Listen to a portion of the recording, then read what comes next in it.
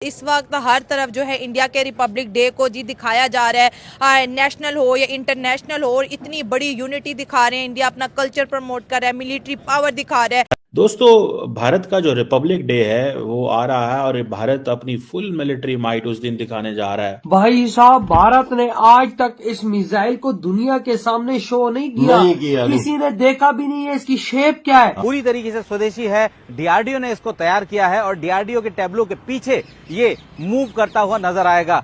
दोस्तों, प्रलय का डेवलपमेंट ऐसे समय में शुरू हुआ था जब भारत और चीन के बीच लद्दाख सीमा पर तनाव चरम पर था।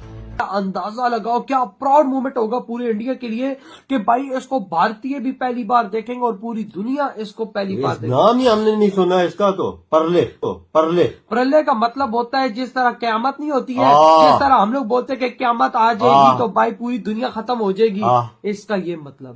तो पाकिस्तान के जो डिफेंस पॉलिसी मेकर्स हैं उनके पास क्या ऑप्शन है?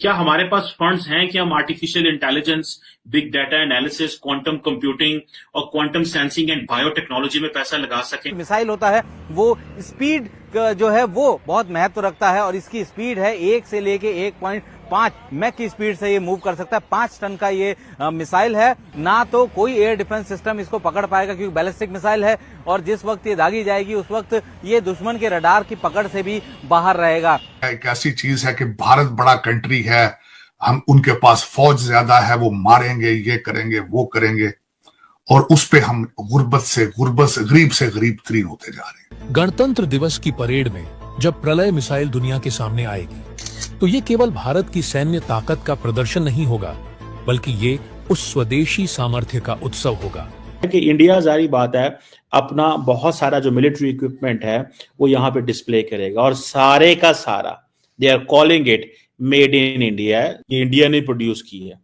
और ये बेसिकली जो डीआरडीओ है, defence research and development organisation, उसमें उन्होंने ये इसको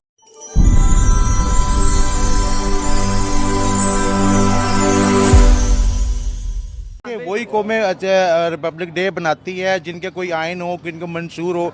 मेरा ख्याल है पूरी दुनिया में इस टाइम चाहे दिवाली हो, चाहे कोई भी त्यौहार हो ना, वो अब इंडिया के ही सारे सामने आ रहे हैं। और किसी मुल्क के तो अब क्रिसमस आ रही है, ठीक है, या हमारी तो ईदों का तो पता भी नहीं चलता कब आती हैं तो कब चली जाती हैं। हमारे तो 23 मार्च का पता भी नहीं चलता आवाम को, हमें तो पता भी नहीं है कि कब आता है कब जाता है। तो वो एक तो अपना कल्चर दिखाते हैं, ठीक है, अपना आइन पे चलते हैं, अपना कल्चर दिखाते हैं। हमें तो हम क्या दिखाएं, हमारा तो कोई आइन बना नहीं है ना। 76 सालों में कोई आइन, 73 का आइन चल तो रहे, कोई भी नहीं चल रहा। रोजाना तो उसको तड़का लगा देते हैं, जिसको जैसा चाहिए होता है। जो हुकूमत आती है वो आइन को छेड़ती है। जो भी हुकूमत आती है वो कहती है कोई आइन में गुंजाइश निकल आए, यहाँ से हमें कोई फायदा उठा लें। तो मतलब देखें, हर पार्टी आती है वो आइन को छेड़ती है। जब एक दफा आइन बना लें, ठीक है, सारी उम्र के लिए उस आइन को रखें, कम से कम 100 साल की लिमिट हो, उसी को सारे फॉलो करें। अंकल देखिए मेरी बात सुने, इंडिया ने 1950 में अपना आइन बनाया, हमने 1947 में बनाया। उनका आज तक 1950 वाला ही आइन चल रहा है। हमने 3 आइन बनाया, 1973 का आइन फिलवक्त पाकिस्तान में चल रहा है और इस कॉन्स्टिट्यूशन को भी बार बार बदलने की बात होती है। आधे से ज़्यादा पाकिस्तानी तो इस कॉन्स्टिट्यूशन को लेके हैप्पी नहीं है कि भाई इसके अंदर अमेंडमेंट की बहुत ज़्यादा ज़रूरत है। तो इंडिया अपने आइन को भी ठीक से लेके चल रहा है, प्रमोट भी कर रहा है, अपने कल्चर को भी दिखा रहा है और पूरी दुनिया को अपनी मिलिट्री आर्मी की पावर भी दिखा रहा है, टेक्नोलॉजी भी दिखा रहा है। देखिए, हमेशा सच ही चलता है, हमेशा दुनिया में जो सच होता है वही बिकता है। हमने देखे ना, जिस चीज़ पे हमने पाकिस्तान बनाया था कि इस्लाम के नाम पे हम इस्लामी जमहूरिया पाकिस्तान है, ना हमारी असम्बलियों में कोई इस्लाम है, ना हमारी अदालतों पर कोई इस्लामी कानून चल रहा है, कुछ भी हमारा तो नहीं चल रहा ना, ठीक है। वो जो कर रहे हैं, दिखा रहे, जो आइन उन्होंने बनाया है कुछ सोच समझ के, हम तो जल्दबाजी में सब कुछ मिला है ना। हमें तो जो पाकिस्तान जब बना, हमारे पास इतना टाइम ही नहीं था, इतनी फुर्सत ही नहीं थी, कायदे आज़म के पास इतना टाइम ही नहीं था, बेचारा बीमार था। तो फिर बाद में जितने भी आए उन्होंने अपनी मर्जी की शिकें डाली हैं, अपनी जो उनको फायदा था।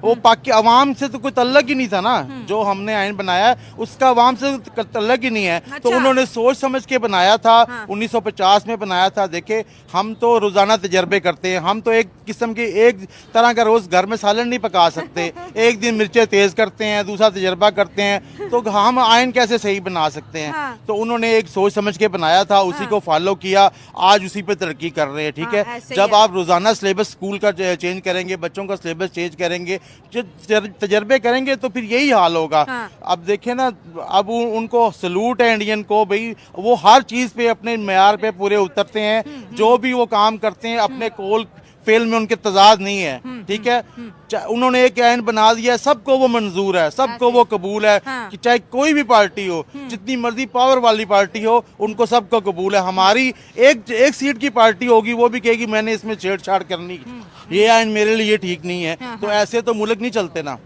तो आप इसी से अंदाजा लगा लें कि इफ वो सारी की सारी अपनी जो मिलिट्री हार्डवेयर है उसको डिस्प्ले पे लगाना चाहते हैं, ताकि दुनिया को हम बता सकें कि आप you can get these things from us, आप हमसे ये चीजें लें, हम अब इस काबिल हो गए हैं। This is what they are showing.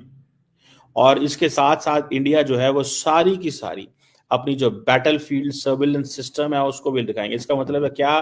This is a question by the way, will India display S-400 as well, और के S-400 is already installed there. ठीक है जी।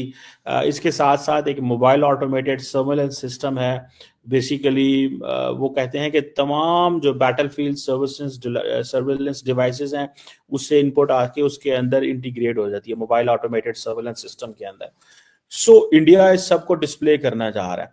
और डिस्प्ले, अच्छा इंडिया ये क्यों डिस्प्ले करना चाह रहा है, ये क्यों होता है? पाकिस्तान भी ये करता है 23 मार्च को, हम भी इसको सेलिब्रेट करते हैं, लेकिन क्यों करने जा रहा है इंडिया, इसको क्यों करने जा रहा है? देखिए इंडिया बेसिकली जिस चीज को पिच कर रहा है दैट इज के जी we are going for an indigenous हमारी ग्रोथ है, इंडिजिनस डेवलपमेंट है। ठीक है, हम सारे का सारा जो है वो इंडिजिनस करने जा रहे हैं, लोकली मैन्युफैक्चर्ड होगा। अब इंडिया सिर्फ अपने इस्तेमाल की चीजें नहीं लेगा, अब इंडिया दुनिया को एक्सपोर्ट भी करेगा, दुनिया को एक्सपोर्ट भी करेगा। सो ये बेसिकली इंडिया का एक ड्रीम है कि वी वांट टू एक्सपोर्ट। और ये जो advance light helicopter weapon system integrated जो है और लाइट कॉम्बैट हेलीकॉप्टर, ये भी सुना है कि इस परेड का हिस्सा होने जा रहे हैं। और अगर आप ये देखें कि जो आर्मी टैंक्स हैं वो भी इसमें आ रहे हैं, वो भले T-90 हो, BMP-2 हो, BMP-3 हो, लाइट स्पेशलिस्ट व्हीकल हो, फिर देन इंडिया के पास एक और भी है, ऑल टेरेन व्हीकल्स भी हैं, पहाड़ों पे चढ़ जाएंगे, सहराओं में, समंदरों में, हर जगह में। ठीक है जी, वो भी होंगे, क्योंकि देखें इंडिया का ये है कि India is a country which may have to fight a war in every kind of a terrain. If they fight with Pakistan, तो maybe अगर राजस्थान के सहराओं में लड़ना पड़ जाए, अगर वो पाकिस्तान के साथ लड़ते हैं तो हो सकता है कश्मीर में लड़ना पड़ जाए, अगर वो सियालकोट में लड़ते हैं पाकिस्तान के साथ तो हो सकता है उनको जमीनी एरिया में लड़ना पड़ जाए, फ्लैट लैंड एरिया में लड़ना पड़ जाए। अगर वो चाइना के साथ लड़ते हैं तो पहाड़ों में जाना पड़ेगा, पाकिस्तान के साथ भी पहाड़ हैं। So with the Pakistan the way it's like, जैसे पाकिस्तान की ज्योग्राफी है, इंडिया की भी सेम ज्योग्राफी है कि हमारे पास एक तरफ नीचे समंदर है जहां पे Sir Creek and all that area, and then moving in the north top, ऊपर आप ऊपर उसकी तरफ जाएंगे तो दैट यू कंसिडर